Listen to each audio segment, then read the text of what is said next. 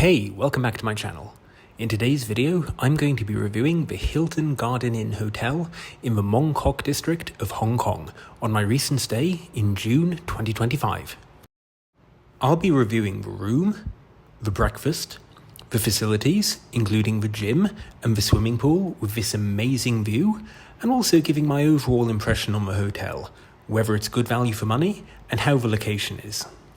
The hotel is located on Soi Street in Mong Kok, which is about a 2-minute walk from the bustling Nathan Road and a 5-minute walk from the MTR station.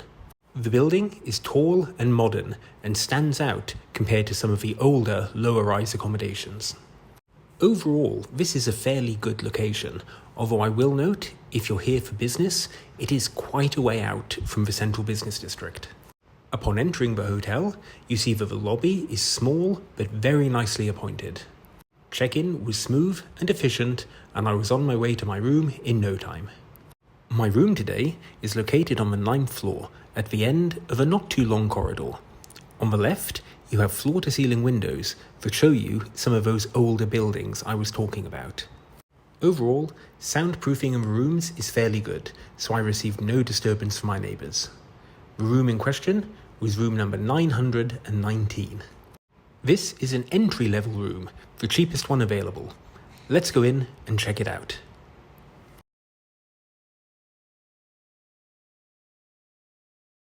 The first thing you'll probably notice about the room is that it's a little bit on the small side, although this is extremely common for Hong Kong. Notwithstanding the small size of the room, they still fit in a large king-size bed and a seating area near the window. On each side of the bed, there was a lamp and a Hong Kong power socket. This wasn't an issue for me, as I'm British and I live in Singapore, so we both use the same sockets. However, do factor this in if you're travelling from overseas. One cute attention to detail that I liked is that they had effectively printed the Hong Kong skyline on the headboard. At the time of my stay, I was a Hilton Honors Gold member, so they gave me a gold bag with 2 soft drinks and 2 snacks. You have a choice of which soft drinks to get on check-in, and I chose Coke Zero. This was a nice touch, as technically, Hilton Garden Inns don't have to provide anything. Hey, if you're liking the video so far, please subscribe. As this alternative angle of the room shows, it's certainly not big, but it's not cramped either, and credit to them for fitting in such a large bed. It was a glorious day when I arrived, so I had a great view out of a window. I've got to say, this is an impressive view for the hotel. Considering you're located in Mong Kok, you wouldn't typically get a view this nice. You can even see the IFC building on the left, technically. Also, despite being very close to the road, the soundproofing was great. You couldn't hear a thing from those cars. Now, one thing I did find a little bit odd about the room was that over by the working desk area, they had slipped a letter under the glass informing guests you would be charged for items such as a shower cap, a razor, or earplugs, and also that the charge was extremely nominal. 2 Hong Kong dollars is about a US quarter, 25 cents, and the earplugs are 50 cents. It seems kind of weird to just not provide these on a complimentary basis and to insist on charging such a small amount. One thing that was good about the room though is it came with a multi-pronged charger, including Apple Lightning, Android, whatever one that is, and the USB-C. The room also featured an air filter, which is handy because Hong Kong air is not bad, but it is a major city, and so naturally there is going to be some pollution. The room also featured a widescreen television that was the perfect size for the distance from the bed. This was a smart TV, so you could cast things like your mobile phone or your iPad to it if you wanted. The air conditioning was controlled by this sensor on the wall. One thing I should note is that the air conditioning here is powerful. You can set it to 16 degrees and it will get to that temperature, even if the outside temperature is in the 30s. Overall, I feel the finish in the room was of a very high standard for a garden inn. As you can see here, I think they put a lot of effort into the decoration. One area that did let the room down was the tea and coffee facilities. You were only provided with 2 small packets of Movenpick Gold, which wasn't terrible, but that's not much coffee and not a particularly high brand either. Also for the tea, you either had Lipton or generic green tea packet. Look, I didn't really have high expectations here, but I have to report for facts. This isn't great. They did, however, provide 2 cans of complimentary mineral water, which was replenished daily. Under the fridge, there is a minibar, although I will note this is empty. The 2 cans of Coke in there were the ones that they gave me in check-in. However, it is handy if you want to chill your drinks, or, as I did, put those 2 complimentary cans of water in each day to get them nice and cold. In the wardrobe, they provided plenty of hangers to hang your clothes, as well as an iron and an ironing board. They also provided a hairdryer, bathroom slippers, and there was a small safe to store your personal belongings. The safe was quite small, but it was large enough to fit a laptop, an iPad, and a few mobile phones. Moving on now to the bathroom. I've got to say, the finish here was very, very nice for a garden inn. There was a standard toilet. This wasn't a self-cleaning Japanese style, but you wouldn't expect that. And a very decently sized shower. There was plenty of room to move around here. I was pleased to see that it uses a detachable shower head, as that's always my preference. The toiletries were from refillable bottles and were by the brand Peter Thomas Roth that you often see at Hilton branded hotels. In terms of what's provided, there were plenty of towels provided, as well as 2 rolls of toilet paper. You also had a hand wash and a hand lotion, and there was a shaver charger to charge your shaver.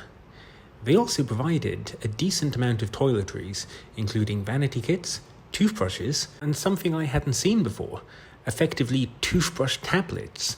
I guess if you don't have time to brush your teeth, these could be handy. There was a solo sink, although again you wouldn't expect his and hers, and it was a decent size. There was also a mirror that had a heating element in it, so it wouldn't get fogged up when you use the shower. Overall, this is a much nicer bathroom than I was expecting. One nice design feature that I liked is that the door to the bathroom has a mirror on it, so when it's closed, it makes the room feel more spacious than it is. Anyway, let's take a look around the hotel now. On level 5, there was a sort of open sky deck.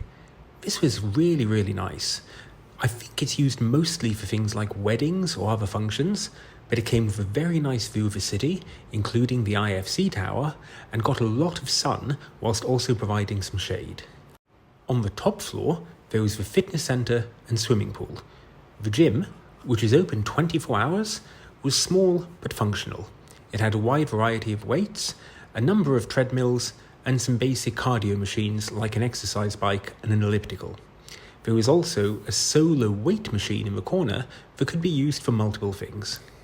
Unfortunately, the windows were frosted, so you don't get to enjoy the view out of them, but that also has the effect that it doesn't get too hot in here, and the air conditioning was more than adequate to cool it down. The real highlight for me, though, has to be the rooftop swimming pool. Just take a look at those views. Heading out onto the bay, the IFC building, some of the skyscrapers. The Hilton Garden Inn is one of the tallest buildings in the Mong Kok area, and so from the top floor, you get fairly uninterrupted views. Well, apart from the Holiday Inn next door to it, of course. Hotel swimming pools are not common in Hong Kong. They do exist, but it's fair to say not every hotel has one. So to get one that looks as good as this, and on the rooftop as well, was really surprising in a garden inn. I was surprised that more people weren't using this, although that probably has something to do with the local culture that avoids going out in direct sun. I imagine this would get busier later on at night or earlier in the morning. Anyway, let's check out the breakfast. The breakfast is served on the second floor, and actually it never really got that busy when I was there. And I went at a variety of times. I went early, I went late. It was never packed, and you could always get a table. There was plenty of seating, although the tables were quite large. They had 2 coffee machines that made a variety of coffees, such as long and short, espresso, and some milky ones like lattes. They also provided various breakfast pastries. These were tasty and fresh, and they had bread with a toasting machine to make toasted items. I'm not sure what you would call this section, the pancake and fries section, but they had various items available, including dim sum, which was absolutely delicious. This dim sum put certain restaurant dim sums to shame. I had this every single morning. There is a fridge with various yogurts available, as well as cold cuts, cheeses, fruits, and salads. I'm not going to lie to you and pretend I had this every day, but it's there if you want something healthier. They also had a number of cereals and juices, including milk, available. For the hot items, there were a number of options that varied between Western and Asian. You had things like noodles and rice for the Asian options, and Western options like bacon and sausages. Overall, I was very impressed with this hotel. I've got to say, for the price point, which I'll reveal at the end, it was phenomenal value. The pool and the facilities put many 5-star hotels to shame.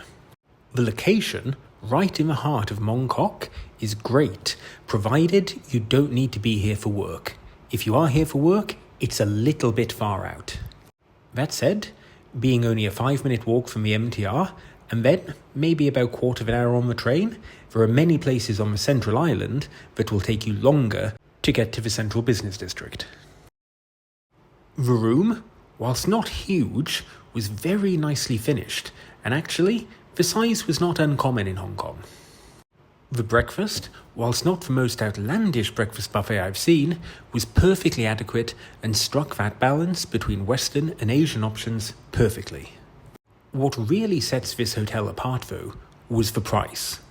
I paid only 750 Hong Kong dollars per night for this room.